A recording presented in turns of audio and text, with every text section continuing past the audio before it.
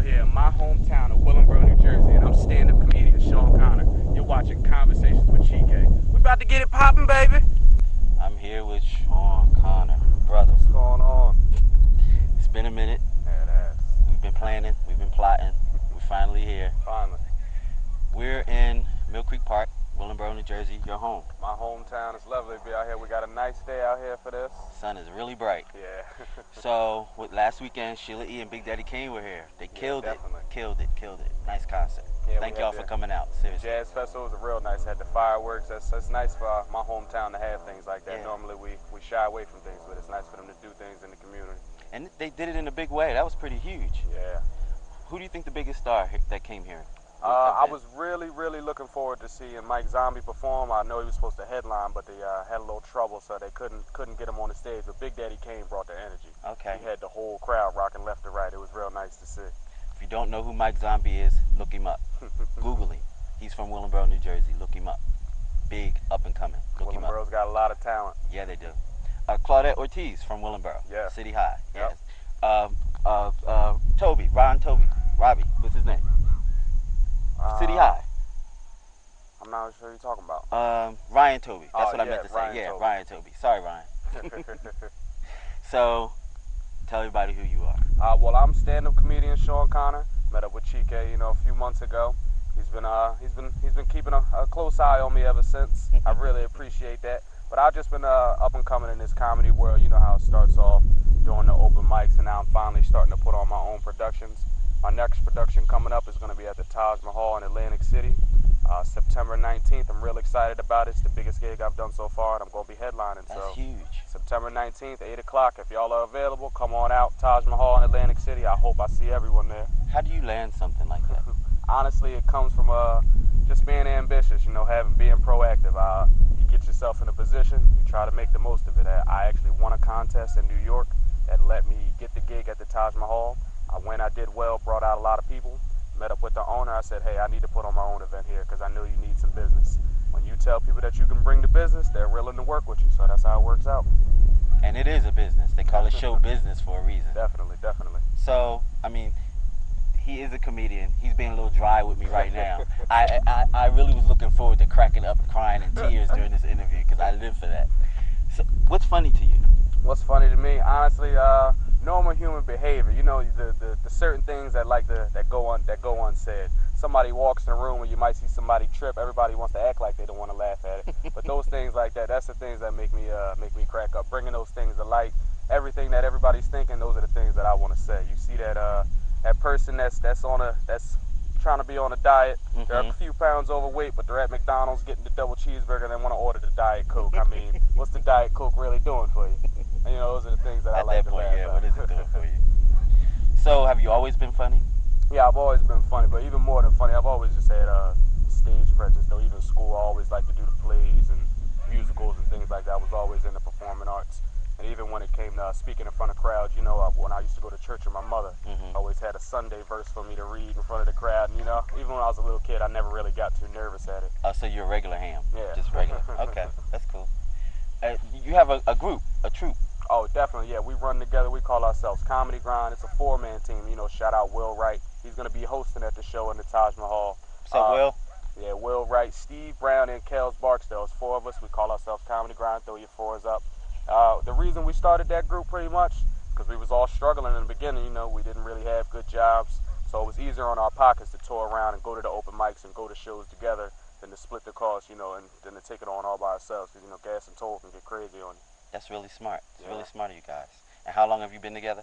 We've been together for about a year and a half. I've been doing comedy for 2 years, so about 6 months in, I met with those guys at a show. We decided to start doing it. It ain't always been easy. It's been some bumps in the road as working with people. Right. You expect that in business, but we find ways to get through it and perfect our craft. And I know you talked about the grind and it's not easy. Talk a little bit about that because what I like to do is inspire people also that are on the grind to continue.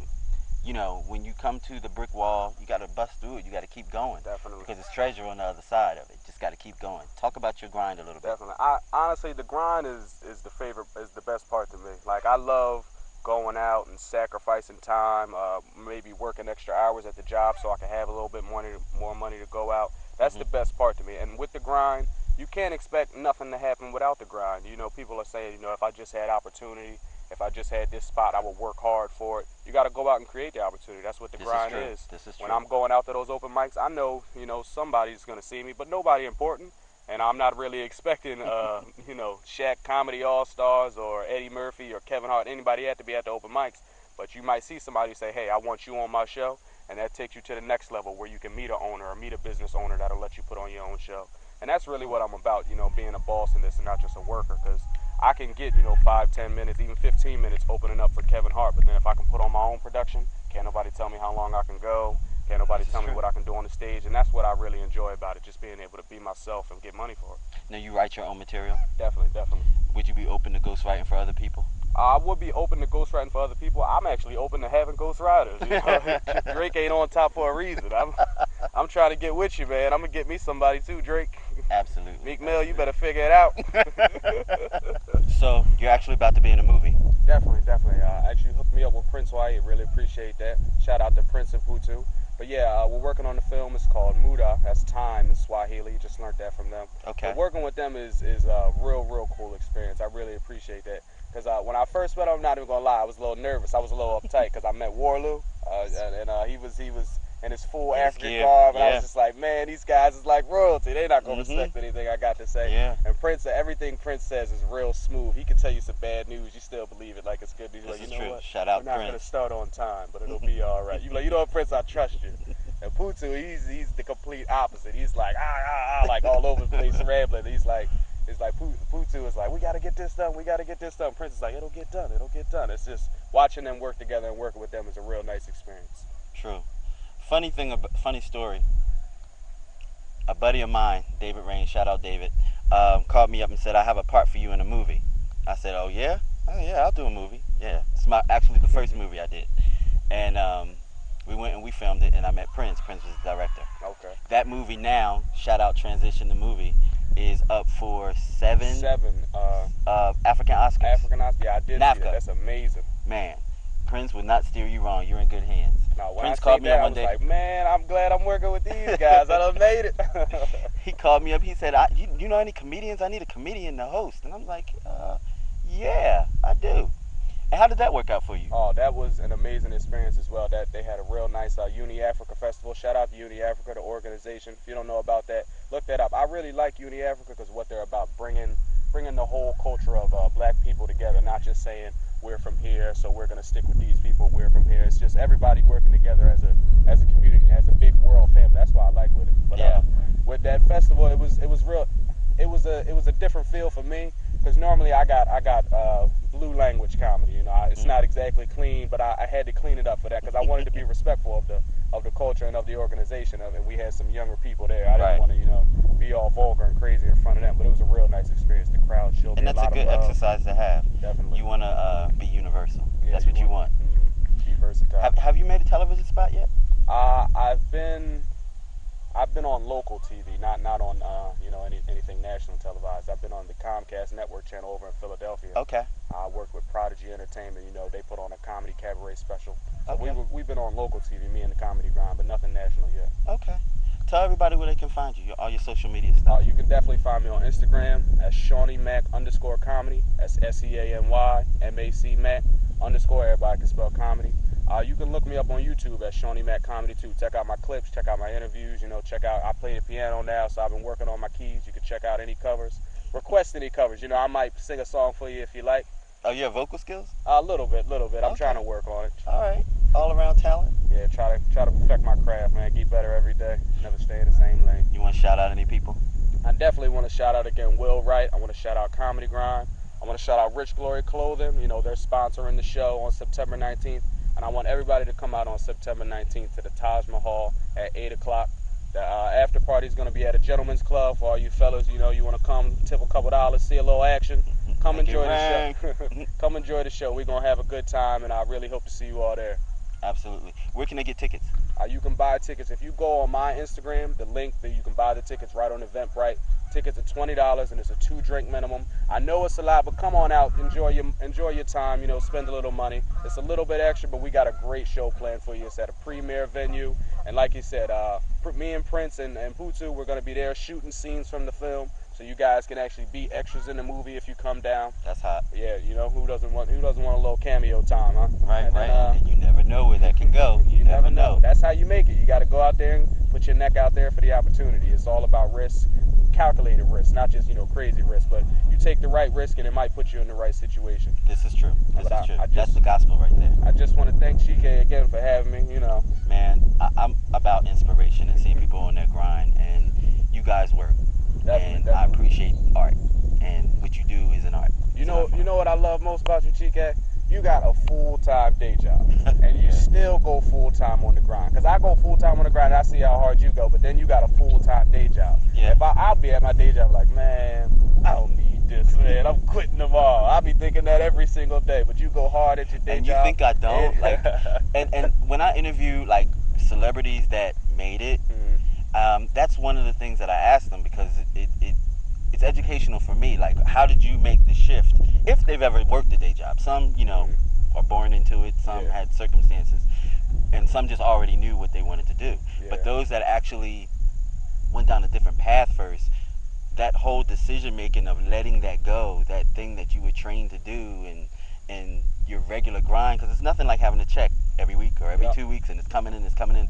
This grind right here, you don't get paid unless you go out there and go get it. Yeah, it's not like a check is going to come to you. You got to go get it. There's no ceiling to this, but there's a real low basement. Because I actually just started getting paid for gigs. So, you know, I was, I'm getting paid for gigs now. I don't need a job. My mom was like, take it easy. That may not be consistent. So that's my goal right now. What they say, it's a hobby until you get paid for it. So yeah, that's my goal right now. Is once I can make enough money from my craft or enough money from comedy that equals, you know, what I'm getting paid at my job, then I won't feel like I need a job. So it's honestly, that's all I'm really working towards right now. Right.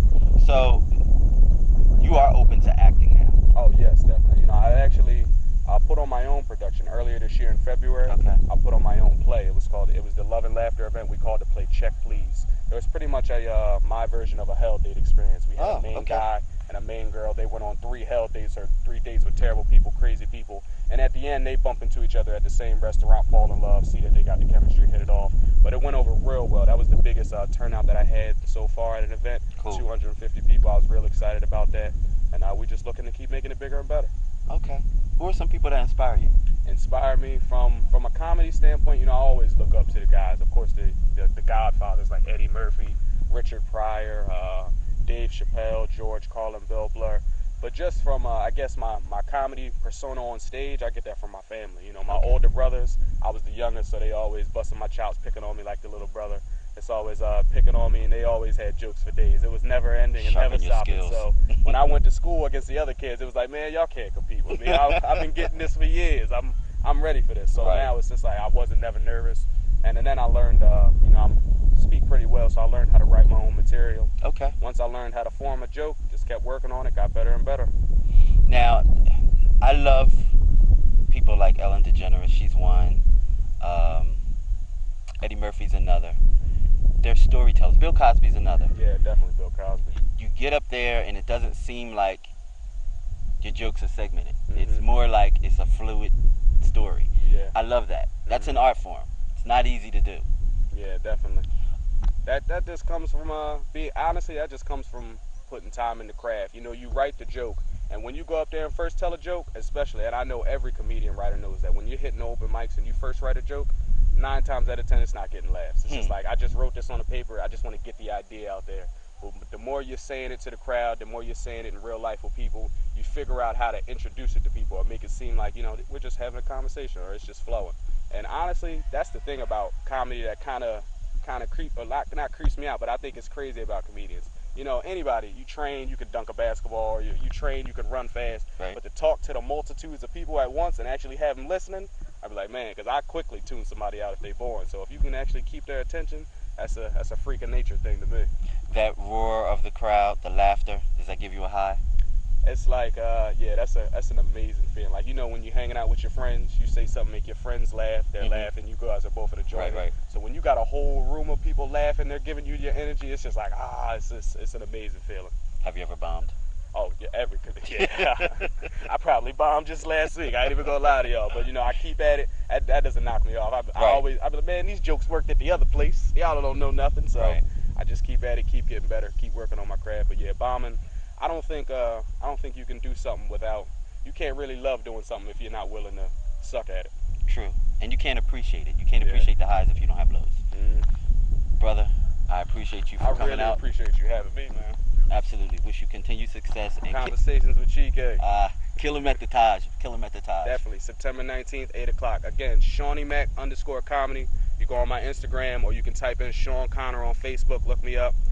You'll see the link for the tickets. You'll see the flyers. If you need help getting free tickets, I'm not against it. I just want to get you to the show. We got a shuttle out there. We got drink specials all night, half-price bottles. Like I said, the after party is going to be at Scores Gentlemen's Club. Shout out to Comedy Grind. Shout out to Rich Glory Clothing for producing the show. And I really appreciate you for having me again, Chike. Absolutely.